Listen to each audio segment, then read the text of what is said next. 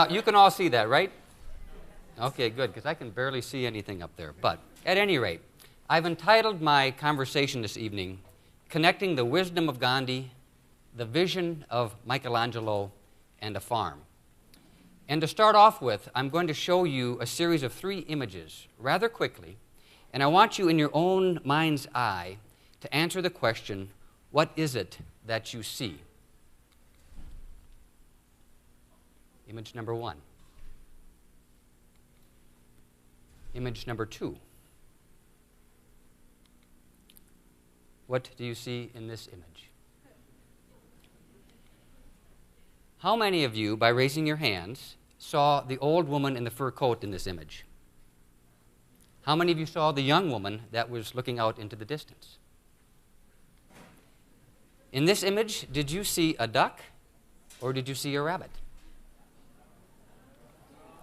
Does it help when I show it to you kind of next to each other with a little bit different perspective? Do you see something different as I move things and adjust things and give you an additional perspective when I show it this way?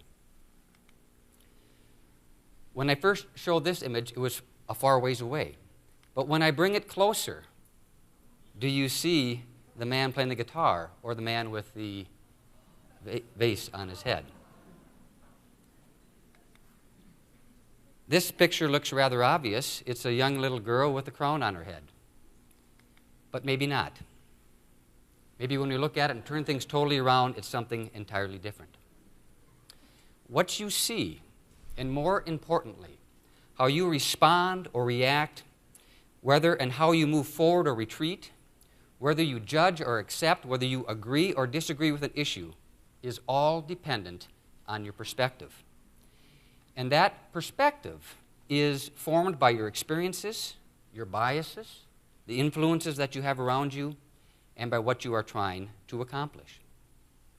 It is here that I first want to invoke the wisdom of Gandhi. During his life, he talked a lot about change and how to go about it in a peaceful way, and how change must come from within. And I'm reminded of this quote, and I absolutely love this quote. When you change the way you look at things, the things you look at change. Let me share with you what I think he meant by using a piece of land to look at things from the perspective of 3 farmers. First, a conventional farmer. Second, an organic, small, local farmer. And third, from a farmer of organic outcomes. Nancy and I bought this land just outside of Northfield about 4 years ago, not with a particular intent in mind. When you look at this land from above, you'll notice, or I will tell you, that it's about a 50-acre parcel of land, and that yellow box represents 1 acre of land. So let's look at this for a moment from a traditional farmer's perspective, or a conventional farmer. First of all, a conventional farmer, there probably would be 1 crop planted on this acreage, and it would either be corn or soybeans in our area. If it is corn, on each acre the farmer will plant approximately 38,000 seeds, each 4 inches apart, 2.5 inches deep, rows spaced about 30 inches apart. So on this field there will be about 1.3 million seeds planted. In about 92 days, those little seeds that were planted will mature, and they will have produced 1 ear of corn that has between 600 and 800 kernels on it, resulting in about 25 million kernels of corn per acre, or about 1 billion kernels from this field, weighing approximately 400,000 pounds. Now, at today's current market price of about $6.12 per bushel and an average of 180 bushels per acre, which would be a good year, each acre would gross about $1,100 in revenue. The input costs from the farmer would be around $700, yielding about a net profit of $400 per acre, or about $15,000 for this field. And on a field of this type, with an acre of corn can feed about 3.6 cows in a year. So now, how does a local or a small-scale farmer see an acre? First of all, the farm is going to be much closer to 10 acres than the 400 acres that the average Minnesota farms under a conventional method. Instead of 1 crop, the local organic farmer is probably going to put together about 50 different vegetables, and each one might have 2 or 3 varieties. An acre of vegetables will feed about 18 families for 20 weeks. So a 10-acre farm can feed about 200 families. And instead of generating about $1,100 in gross production, it is likely to average closer to $9,000 per acre, and sometimes even much higher. However, the net profit per acre will also be much higher, maybe averaging $3,000 to $4,000, and maybe higher, but the physical limitations will dictate how many acres can be farmed. Let me contrast something between these two farms for a moment. Most of the corn grown in the United States is used to fatten cattle. 1 acre, I'm going to go through this fast, a lot of numbers. 1 acre yields about 10,000 pounds of corn. 1 cow will eat roughly 2,800 pounds of corn in a lifetime, producing 3.6 cows per acre, translating to 2,160 pounds of meat. This will produce 4,320 beef patties that will provide 18 families 3 meals a day of burgers for 3 weeks. Now, the same acre in vegetable production will provide 18 families 21 pounds a week of fresh produce for about 20 weeks. Now, I contrast these two methods of farming, not to pit one against the other or to judge them, as I think both are very important and both do have a place in our food system, but to emphasize that one's perspective or how one chooses to look at things will define how one makes choices. If your perspective is one of economics, does it change the way that you look at things? If your perspective is one of needing to feed 7 billion people, does it change the way you look at things? If you have a concern about the environment, if you are a shareholder of Exxon stock or John Deere, or you desire a certain lifestyle, does it change the way that you look at things? Now I want to look at it from a farmer of organic outcomes and share with you what it is that I am seeing in this land. Nancy and I have set 4 foundational pieces around this land, and we want it to be a place of discovery that connects environmental stewardship, learning and entrepreneurship, a place to create and strengthen community, and to produce healthy food. Those kind of are the pillars or the box that we put around this land. So we've set this framework around this, but what has happened within it is what I call organic. It has grown more than I thought it would grow, and I know it's going to grow a great deal more as it relates to these 4 goals in the future. One of the programs that we've established is the Seeds program, where we have a farm manager, Monica, who is running, in essence, a commercial organic farm, but she's also using it as an opportunity to bring students and the community together to teach them about organic farming principles. And as a young woman interested in farming, she's also learning how to manage a business and to manage people and to develop her school skill set.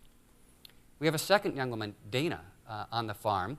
She is connected to it because she is a young entrepreneur that needed a place and space to let that entrepreneurial spirit come forward. And so she has 7 acres that she is managing by herself and providing food for restaurants up in the cities. And in fact, she provides some food that you eat right here at St. Olaf through Bon Appetit. And interestingly enough, she was one of the she was one of the co-founders of Stogrow. We also see this farm as a place to create and build community. We have provided space and infrastructure for the Rural Enterprise Center, where we have 2 small-scale poultry units, where primarily Latino farmers are learning how to become skilled in what it takes to start their own successful farming business. Victor, just this past week, his first batch of 700 baby chicks arrived, and he is now along this journey. We have 10 families who will come out and kind of in a community way will work together amongst each other, getting their hands dirty, getting exercise, basking in the sun, and providing wholesome food for their tables. 20% of our produce goes to the food shelf, and we share the abundance of the land through that. But what I'm really excited about this year for them is that the Community Action Center has provided 10 scholarships and in essence are allowing, and we just welcome this with open arms, the families that use the food shelf to come out and be part of our community and to come and work alongside with us to learn a new skill set, to produce healthy food for their families and for their tables, and get to have the conversation that is so important to have. We have children from Bridgewater Elementary School that are coming out to tend their own garden and learning about composting from students right here from St. Olaf. And we have numerous other college interns from both schools that are coming out and working on this land. But my vision for this is actually even much larger than that, but it's all organic.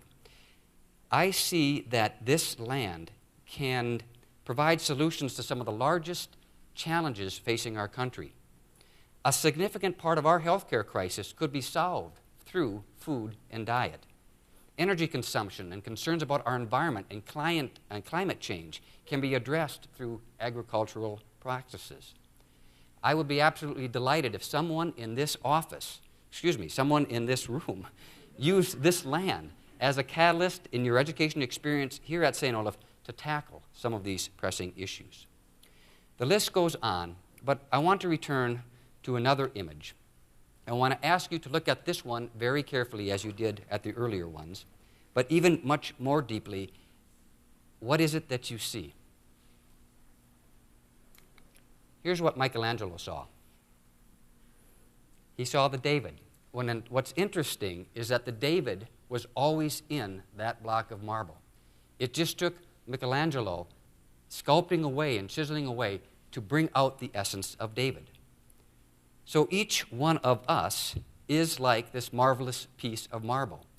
And the question is, who or what is going to be your sculptor so that your David, your essence, can express itself?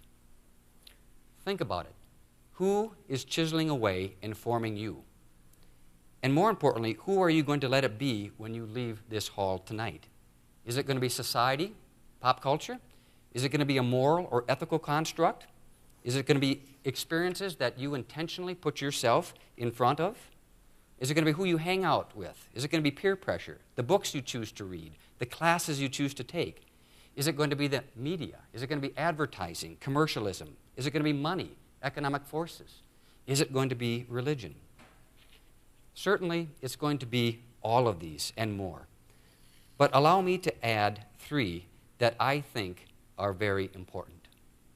The first is the chisel of vulnerability. It is in the space of vulnerability that we become most human. And it's a difficult space because, in essence, we're saying, I am less than, or I am not as good as, or I have weaknesses. But it is in that space where we will find the deepest relationships, where we are closest to community, where we are the most honest with ourselves and others, and where we are truly authentic. It also is in that space where we accept failing as an important part of the learning process. Mistakes are a great teacher, but only if you are vulnerable and have the humility to learn from them. The second chisel is that of asking questions. My experience is that most people do not ask enough of them. Questions, in my opinion, are the greatest tool that you have to learning. So ask a lot of them. And the third chisel is the chisel of the artist. What I love about art, or the artist, is that it doesn't judge. What is ultimately produced is a journey, and the result, whether it is a painting, a sculpture, a musical score, or a poem, is always right, because it is the artist's perspective, and we as receivers can see into it whatever it is that we want. We need a lot less judging in this world and a lot more understanding of what people see so that we can have meaningful conversations. I want to end where we started, connecting the wisdom of Gandhi, who said, "You need to be the change you wish to see in the world." The vision of Michelangelo, which illustrates the importance of choosing the chisels to form your essence, and the farm that demonstrates the importance of perspective and the value of opening yourself up to organic outcomes. Thank you.